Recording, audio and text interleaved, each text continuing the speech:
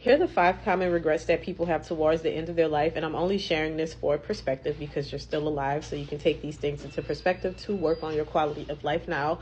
Regardless of the magnitude of the decision, our brains make it hard for us to keep the perspective we need to make good decisions.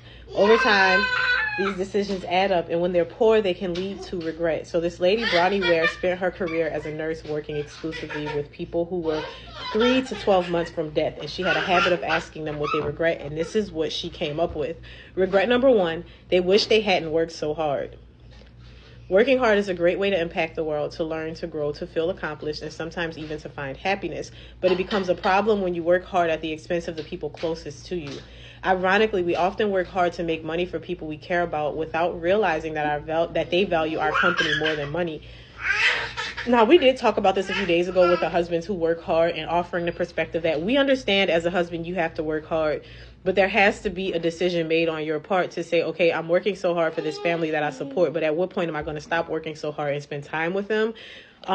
Because yes, it can be understood that you have to work hard so that you can earn a living to support this family. But again, at what point do you realize, okay, yes, they need me to work hard for our sustenance, but they also need me to be there. They need me to be present. And you don't want to make it to the end of your life and realize like, wow, I spent more time working than I should have, or more time working than I actually wanted to. The key is to find a balance between doing what you love and being with people you love. Otherwise, you'll look back one day and wish you'd focused more on the latter. Regret number 2 is that they wish they had stayed in touch with their friends. When you get caught up in your weekly routine, it's easy to lose sight of how important people are to you, especially those who you have to make time for. Relationships with old friends are among the first things to fall off the table when we're busy. This is unfortunate because spending time with friends is a major stress buster. Close friends bring you energy, fresh perspectives, and sense of belonging in a way that no one else can. Now, I will add that we all know we should be friends and we should keep our relationships close with our friends, and we should do everything that we can to maintain those friendships. But that doesn't mean that it's an easy thing to do. I actually struggle with this sometimes, where sometimes you just feel overwhelmed, and it's not that you don't want to be bothered or you don't want to be around your friends, but you don't even want to do the work that it takes to maintain those relationships. I would urge you to come out of that. Because as much as you might be tired, take your time, express that to your friends, but don't allow too much distance and space to come between them, because you might miss them in the end. Regret number 3, they wish they had expressed their feelings. And I say all the time, tell people how you feel. We think we have to bottle things up. We don't want to be vulnerable. We're afraid of being perceived as weak, so we don't do any of those things.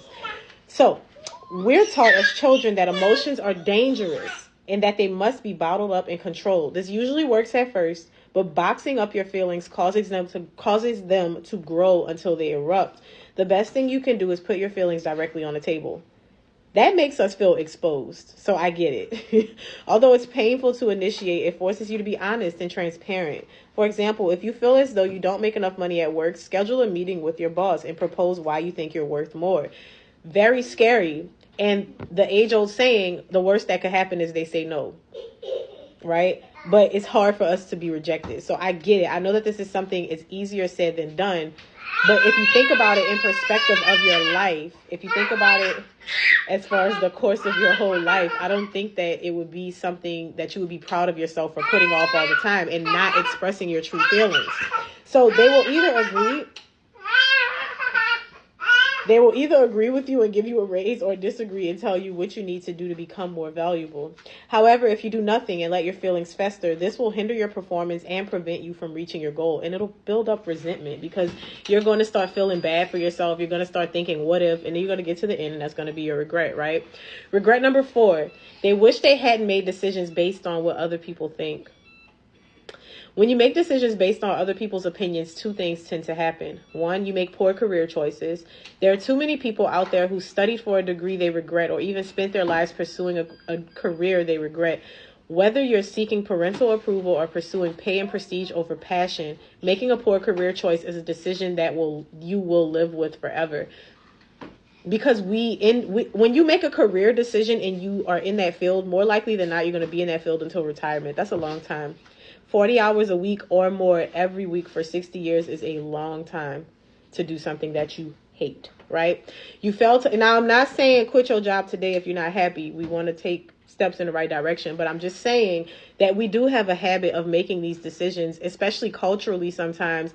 How many times have you heard of those cultures where it's like, oh, you have two options, either be a failure or be a doctor? And so these people have to live up to the expectations set by their family. Not saying it's right or wrong. The family wants them to be successful. But at what point do we take into account how we feel about the work that we have to do? The second is that you fail to uphold your morals. When you get too caught up in what your boss thinks of you, how much money you think your spouse needs to be happy, or how bad you will look if you fail, you're at a high risk of violating your own morals. Your intense desires to make yourself look good and to please other people compromise your ability to stay true to yourself and ultimately to feel good. Because again, you get to the end of your life and realize you've lived for everyone else. Then what? And that's not to say that you shouldn't sacrifice for people. That's not to say that you shouldn't die to your flesh and be good to other people and do things for other people. But are you really going to ultimately live your life for the approval of other people? Regret number 5, they wish they had let themselves be happy. When your life is about to end, all the difficulties you face suddenly become trivial compared to the good times. This is because you realize that more often than not, suffering is a choice. And remember, we talked about that in this book earlier. There was a section where we said pain is inevitable, but suffering is a choice. And I did take the time in a separate video to address what that meant according to me as a Christian, because we are told that we will suffer and we cannot avoid suffering. But in this book, what he's alluding to is the fact that pain is something that none of us can escape. Suffering is a choice, because we can say, oh, I hurt my back yesterday and now I can't do anything. Woe is me. I can't do this. I can't do that. Or we can be like, I hurt my back yesterday and it feels really bad, but I'm kind of happy that I have the time now to sit down and relax, because otherwise I never slow down. So choosing to look at things a certain way is whether or not you decide to suffer. And that's what that means here. It's not to say that you won't suffer. It's not to say that you won't ever go through anything. It's just saying that to suffer through something and to have that mindset of woe is me, that's a choice, and you don't have to do that. Unfortunately, most people realize this far too late. Although we all inevitably experience pain, how we react to our pain is completely under our control, as is our ability to experience joy. And I talked about this too with the different video about having the joy of the Lord in spite of suffering and pain. Right? It's a choice that you make. It's a mentality. It's an experience. Yes, my world is crashing around me, but I don't have to fall victim to the fact that my world is crashing around me and cry and moan and groan about it all the time. It's all about perspective.